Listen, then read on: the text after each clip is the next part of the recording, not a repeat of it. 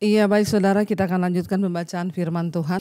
Kita akan lanjutkan pembacaan firman Tuhan. Kemarin kita sudah membaca akhirnya Elia yang tadinya merasa paling menderita, paling tertekan, paling sendirian hidup di Israel, sudah tidak ada lagi orang yang menyembah kepada Tuhan, yang merasa paling berat ujiannya. Akhirnya Tuhan suruh dia untuk pergi.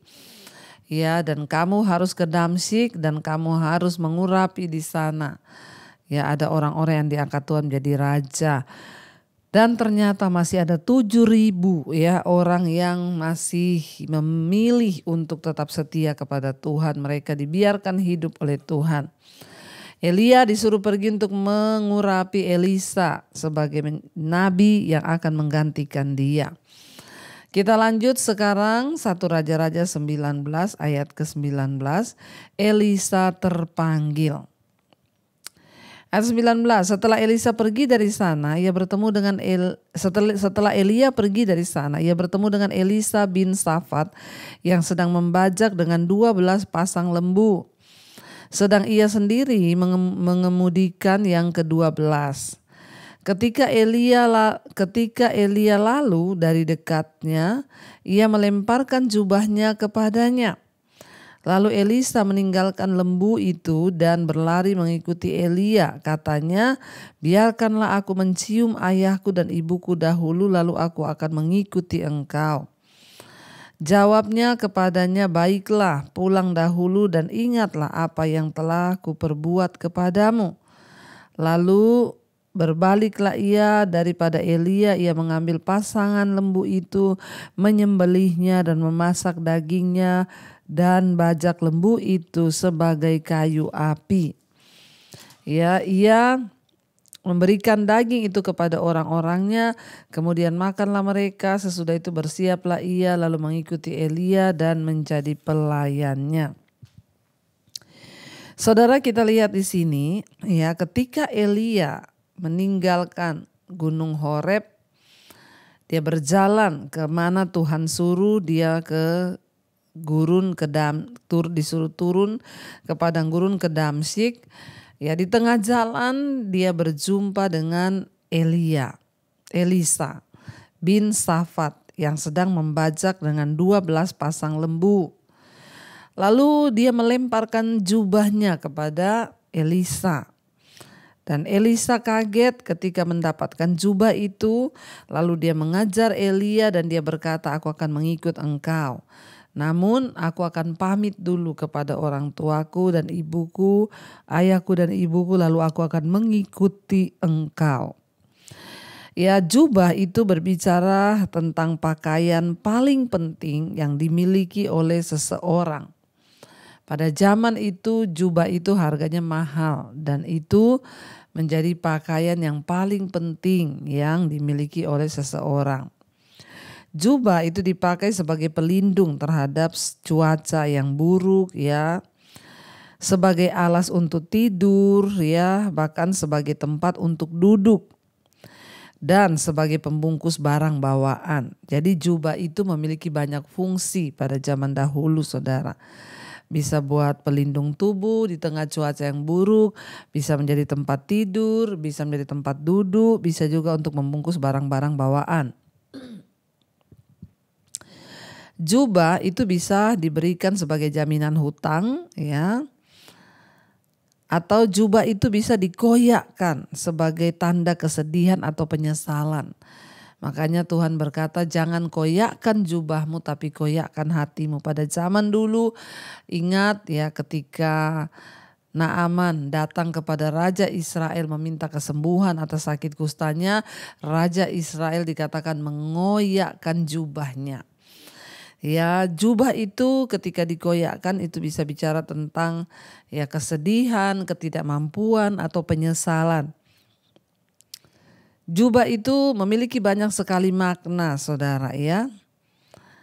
Dan dikatakan di sana bahkan jubah bisa menjadi alat penukar untuk hutang sebagai digadaikan. Ya, jubah itu bisa menjadi alat penukar ya, kalau mau pinjam uang atau apa, gadaikan jubah. Menjadi jaminan untuk hutang. Elia menunjukkan bahwa dia akan segera selesai dari tugasnya, sehingga dia memberikan jubahnya itu kepada Elisa.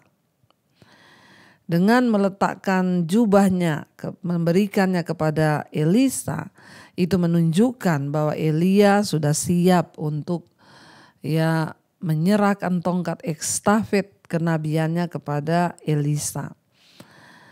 Dan akhirnya saudara, jubah itu juga bisa berbicara tentang otoritas ya.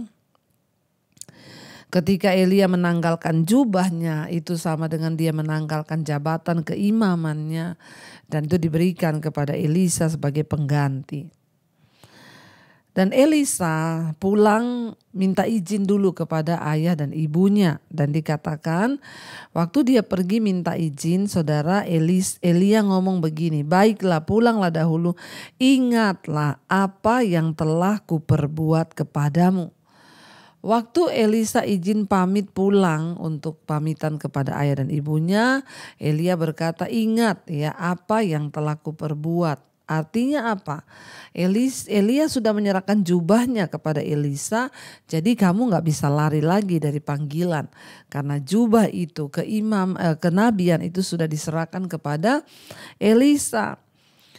Lalu saudara, sebagai tanggapan panggilan Tuhan atas dirinya, Elisa melakukan hal ini. Dia pulang, dia sembelih lembu-lembunya itu, dimasak dagingnya, bahkan kayu bajaknya itu dipakai sebagai kayu api.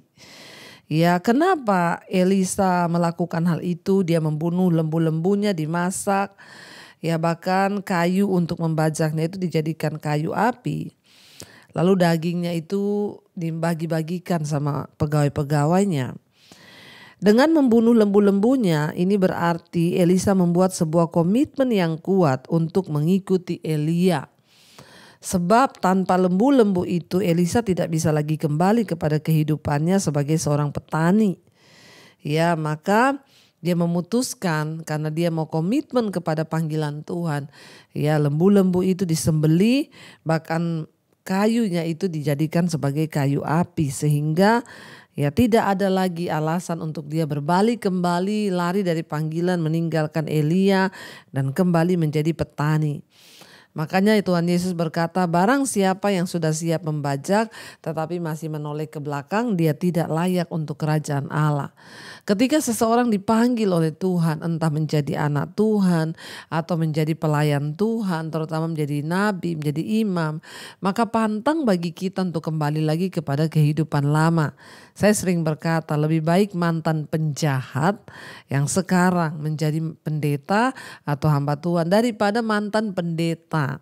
Kalau mantan pendeta berarti dia meninggalkan panggilannya, mantan pelayan Tuhan, mantan anak Tuhan. Lebih baik kita ini mantan penjahat, mantan perampok, mantan pembunuh, asal sekarang kita sudah bertobat. Jangan ada hal-hal yang membuat kita meninggalkan Tuhan atau lagi meninggalkan panggilan pelayanan kita. Elisa akhirnya membakar kayunya, menyembelih lembu-lembunya, dimasak, dagingnya dibagi, supaya tidak ada alasan untuk dia kembali. Sekalipun mungkin ada resiko banyak orang melayani Tuhan itu berpikir dulu, tunggu dulu, iya kalau pelayanannya enak, iya kalau saya nanti begini-begini, kalau enggak di tengah jalan nanti saya begini. Saudara, saya ini mengikut Tuhan puluhan tahun, dari tahun 95 saya menerima Tuhan Yesus, 96 saya diusir dari keluarga saya, dan di masa-masa itu kesulitan, tekanan, bahkan air mata, kesedihan. Kalau dibilang saya punya alasan untuk kecewa, enggak, sangat punya. Saya banyak dikecewakan bahkan oleh orang-orang Kristen, oleh hamba Tuhan. Tapi sebuah komitmen sudah saya buat dengan Tuhan, saya tidak akan pernah berpaling daripada Tuhan Yesus. Saya sudah bernasar, saya sudah berjanji untuk mengikut Tuhan dan setia pada panggilan ini, dan saya akan setia. Makanya saya apapun tantangannya, apapun persoalannya, saya tidak mau kembali, saudara. Ya, saya hanya menyerahkan hidup saya kepada Tuhan saja. Pantang bagi kita kembali ke hidup lama kita. Ya, pantang bagi Elisa kembali kepada pekerjaannya yang dahulu, meninggalkan Tuhan, kembali menjadi petani ya, dan karena masih ada lembu. Jadi Elisa benar-benar menghabiskan semua alasan untuk dia kembali lagi kepada kehidupan lama. Biarlah mata kita hanya mau tertuju saja kepada Tuhan. Dan apa yang terjadi, dia benar-benar melakukan, ya, Elisa menyembelih semua lembu-lembunya sebagai bukti komitmen kuat untuk mengikuti Tuhan, panggilan Tuhan lewat Elia, ya, sehingga Elisa melakukan hal itu, saudara. Dan akhirnya ya dia mempersembahkan syukur kepada Tuhan yang sudah memilih Elisa menjadi nabinya. Dikatakan di sana ia mengikuti Elia menjadi pelayannya. Saudara, memang dalam mengikut Tuhan, melayani Tuhan itu pasti ada risiko, ada tantangan. Ya, tidak hanya semua yang enak, bahkan banyak yang tidak enaknya. Saya ini melayani Tuhan dari tahun 95. Ya, sejak saya bertobat, keluar dari rumah, saya sudah menjadi pendoa. Ya, kalau ditanya sampai sekarang banyak mana, enak atau tidak enak? Banyak tidak enaknya. Ya, tetapi ya sebuah komitmen adalah sebuah komitmen, itu kita urusannya dengan Tuhan soal hati, ya. Jangan lihat kanan kiri, enggak usah peduli kanan kiri, karena pada akhirnya kita pribadi-pribadi yang akan mendapat mahkota. Sebesar apapun tantangan yang sedang saudara alami hari-hari ini di dalam mengikut Tuhan, saya cuma mau ingatkan, jangan pernah kembali ke hidup lamamu. Jangan pernah tinggalkan Tuhan. Ya, mari kita mau jadi seperti Elisa yang membakar ya kayu-kayu bajaknya, lembunya disembelih sekalian supaya tidak ada alasan dia tinggalkan lagi panggilannya. Kita semua telah dipanggil, saudara. Jangan biarkan panggilan dan pilihanmu itu gagal hanya karena tekanan hidup, tantangan, agar kita ini tidak menyakiti hati Tuhan. Akhirnya Tuhan menyuruh Elia untuk turun ya dari atas gunung Horeb, dan dia harus pergi ke daerah Damsyik dan untuk berjumpa dengan Elisa. Ketika dia sedang berjalan, dia melihat Elisa sedang membajak ya tanahnya dengan menggunakan lembu ya, 12 pasang. Dan apa yang terjadi ketika itu, Elia memberikan jubahnya kepada Elisa dan dia berkata, ayo ikut denganku. Dan Elisa berkata, aku ingin pamitan dulu kepada orang tuaku. Dan sesudah itu Elisa pun mengikuti ya Elia. Dan dengan cara yang luar biasa dia akhirnya menyembelih lembu-lembunya. Lalu dia pakai kayunya itu untuk membakar. Ya, dan dikatakan setelah itu dagingnya itu dimasak dan ia bagi-bagikan kepada para pegawainya. Supaya tidak ada lagi kesempatan untuk Elisa berbalik kepada hidup lamanya, tetapi dia sungguh-sungguh mau mengikuti Tuhan. Kita lanjutkan sekarang 1 Raja-Raja pasal yang ke-20, Samaria tertolong dari kepungan. Ayat yang pertama, Ben-Hadad Raja Aram mengumpulkan seluruh tentaranya 32 orang raja bersama-sama dia beserta kuda dan kereta. Lalu ia maju, ia mengepung Samaria dan ia memeranginya.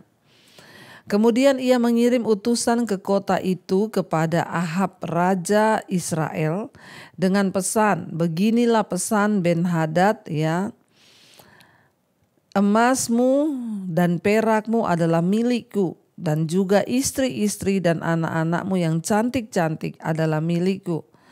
Raja Israel menjawab, katanya, seperti bicaramu itulah ya tuanku raja, aku ini dengan segala yang ada padaku adalah milikmu.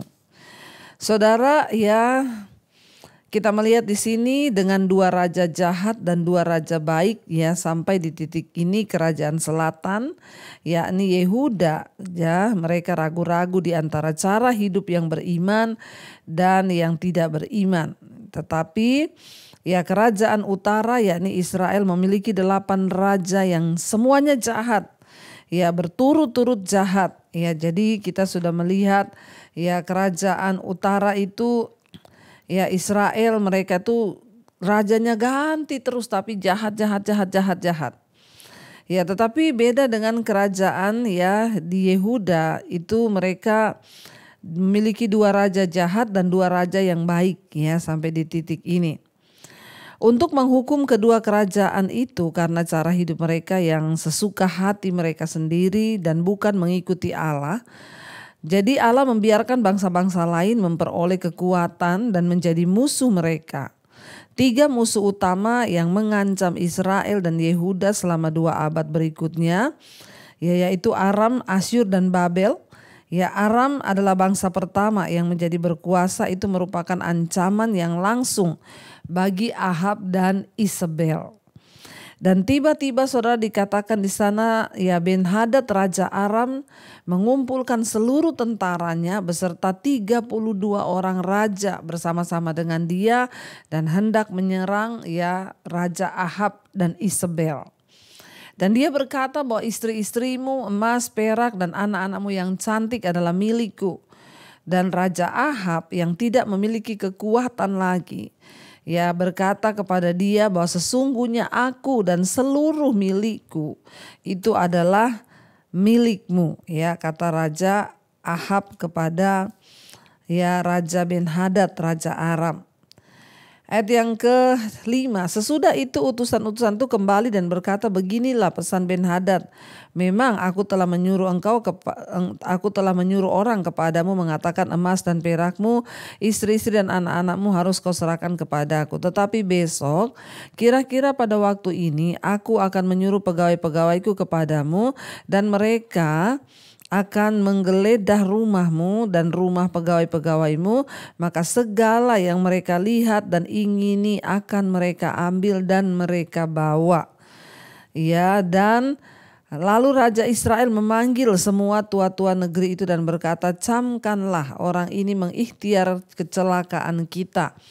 Sebab ia telah menyuruh orang kepadaku meminta istri-istriku, anak-anakku, emas dan perakku, dan aku tidak menolak ya memberikannya kepadanya.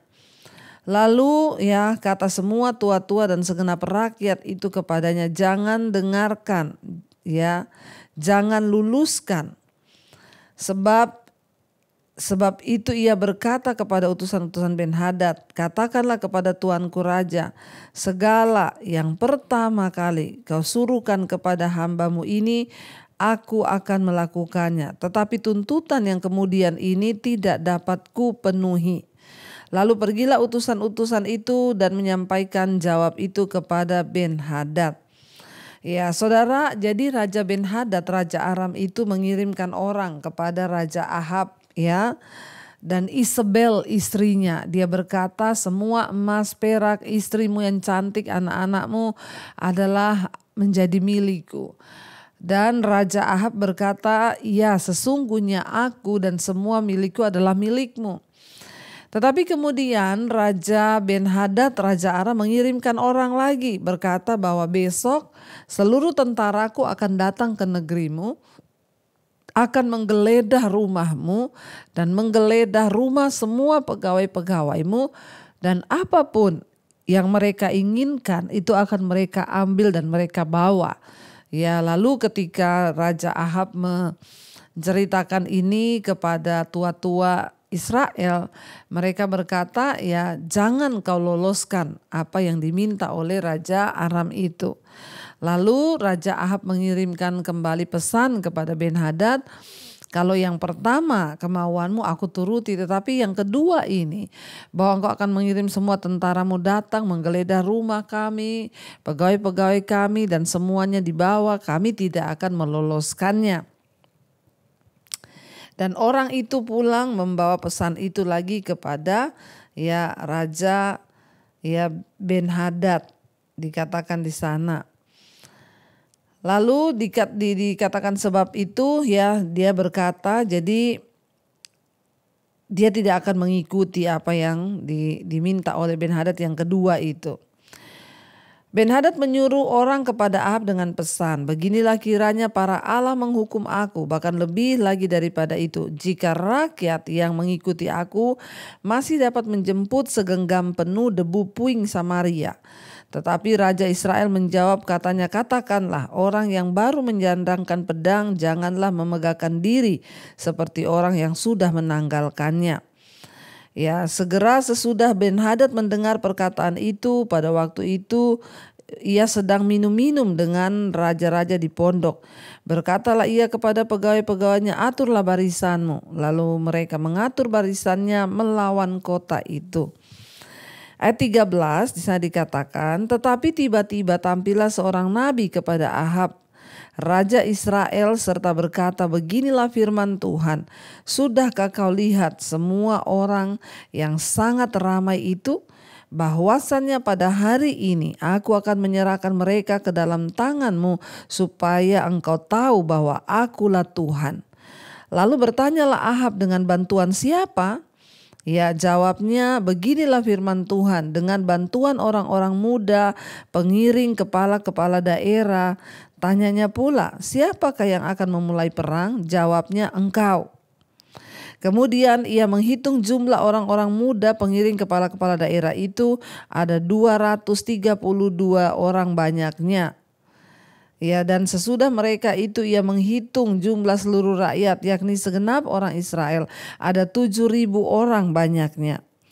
Lalu mereka maju menyerang, dan pada waktu tengah hari, sementara Ben-Hadad minum-minum sampai mabuk di pondoknya bersama dengan ke-32 raja yang membantunya, ketika orang-orang muda pengiring kepala daerah itu maju menyerang lebih dahulu, maka Ben-Hadad menyuruh orang menyelidikinya, dan mereka memberitahukan kepadanya demikian, ada orang-orang maju menyerang dari Samaria. Lalu katanya, entah mereka datang dengan maksud damai, entah dengan maksud perang, tangkaplah mereka hidup-hidup. Sementara itu keluarlah mereka itu dari dalam kota, yakni orang-orang muda pengiring kepala-kepala daerah yang juga tentara yang mengikuti mereka. Saudara, kita lihat di sini ya, tiba-tiba ada seorang nabi ketika Raja Ahab sedang dalam ketakutan menghadapi ancaman dari Raja Aram Ben-Hadad untuk menghancurkan, merampok, bahkan mengambil semua yang ada di Samaria dan akan menjadikan kota itu menjadi puing-puing. Ya, tiba-tiba ada seorang nabi yang datang kepada Ahab dengan pesan Tuhan bahwa jangan takut, aku akan mengalahkan mereka, supaya engkau tahu bahwa akulah Allah, ya, bangsa Israel, Allah yang benar, yang berkuasa. Dikatakan di sana Allah mengalahkan pasukan Aram, ya, untuk Ahab, supaya Ahab mengetahui bahwa Allah sendiri itu adalah Tuhan. Walaupun sudah mendapatkan kemenangan besar ini dan satu kemenangan lagi menyusul di dataran-dataran, ya, Ahab terus hidup tanpa Allah. Bukti kebesaran Allah di sekeliling kita itu sebenarnya banyak, saudara. Setelah Tuhan, ya, memberikan janji kemenangan kepada Ahab, Ahab tanya, ya, siapa yang akan berperang? Bagaimana caranya kita akan menang?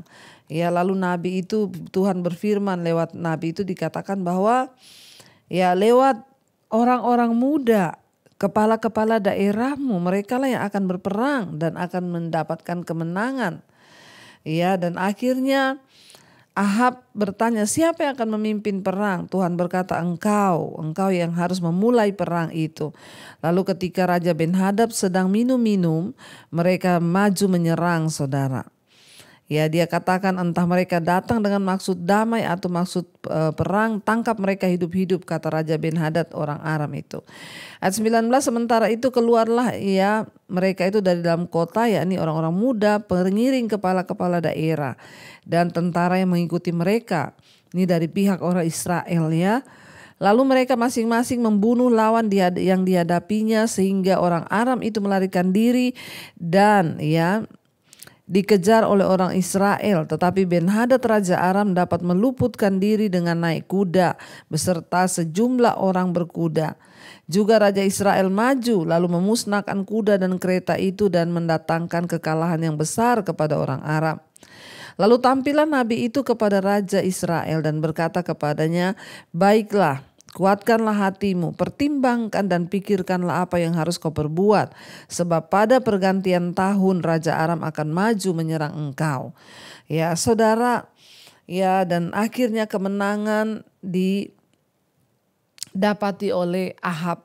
Ya, walaupun Ahab itu jahat, ya, tetapi Tuhan terus berusaha mendekati dia dengan kasih, ya.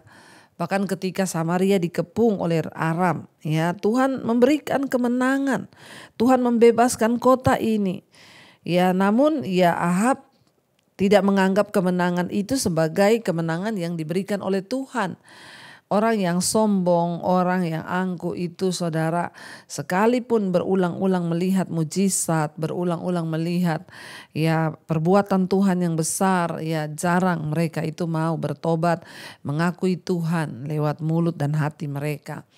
Ya, dan kita melihat saudara, tetapi ketika akhirnya ya mereka itu mengalami kemenangan yang besar, Nabi Tuhan itu berkata lagi kepada Raja Ahab, ya, "Baiklah, kuatkanlah hatimu, pertimbangkan dan pikirkanlah apa yang harus kau perbuat.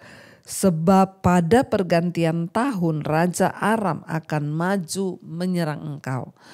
Ya, sudah diperingatkan lagi oleh Nabi Tuhan bahwa pada pergantian tahun mereka akan maju menyerang engkau. Saudara, sebenarnya kalau saja ya Ahab itu mau sungguh-sungguh membuka mata dan melihat bahwa Tuhanlah yang memberikan dia kemenangan, ya maka ya Tuhan itu hanya ingin sebenarnya bangsa ini berbalik. Tuhan itu hanya ingin mereka itu bertobat kembali kepada Tuhan, percaya kepada Tuhan. Seringkali kesempatan demi kesempatan Tuhan berikan dalam hidup kita. Sekalipun kita sudah berbuat dosa, tapi seringkali Tuhan tuh terus memberikan kesempatan. Cuma satu tujuannya agar kita ini mau bertobat. Tapi hanya sedikit orang yang mau sungguh-sungguh menanggapi kesempatan yang Tuhan berikan itu untuk mereka bertobat dan berbalik kepada Tuhan. Namun saudara, biarlah kita jangan menjadi orang yang keras hati, ya, karena Tuhan itu mengasihi kita, dan satu hal yang Tuhan mau agar kita ini bertobat dan kembali kepada jalan-jalannya. Mari kita merenungkan firman ini, kita mau tundukkan kepala, kita berdoa. Terima kasih Bapa, kami bersyukur buat malam ini, anugerah-Mu melimpah atas kami. Bahkan kami belajar malam ini dari kisah Raja Ahab. Dia jahat, dia seorang raja yang tidak berkenan. Namun Tuhan masih datang memberi kemenangan, masih datang dan ingin menyentuh kembali hatinya, agar dia berbalik kembali kepada Tuhan dan mengakui bahwa Engkau adalah Tuhan Raja yang hidup, Raja yang berkuasa, berdaulat, memberi kemenangan. Ajarkan kepada kami Bapa untuk melihat setiap kesempatan-kesempatan yang Tuhan berikan buat kami. Bahkan kami bersyukur untuk kehidupan ini. Kami masih hidup, itu artinya Tuhan masih beri kami kesempatan untuk bertobat sungguh-sungguh, kembali kepada jalan yang benar, dan sungguh-sungguh percaya bahwa Engkau Tuhan yang ada, Engkau hidup bagi kami. Terima kasih Bapa, kami menyerahkan seluruh hidup kami dalam tangan-Mu. Terima kasih Bapa, kami membuka hati dan tangan kami malam ini. Karena itu saudara, terimalah kiranya berkat, rahmat, anugerah dari Allah Bapa, cinta kasih dari Tuhan Yesus Kristus, penyertaan Allah Roh Kudus turun atas hidup kita mulai hari ini bahkan sampai kali yang kedua Tuhan Yesus datang menjemput kita. Nama kita tercatat di dalam kitab kehidupan. Dalam nama Tuhan Yesus yang percaya diberkati Tuhan, katakan bersama amin, amin, amin. Tuhan Yesus memberkati. Shalom dan Immanuel saudara.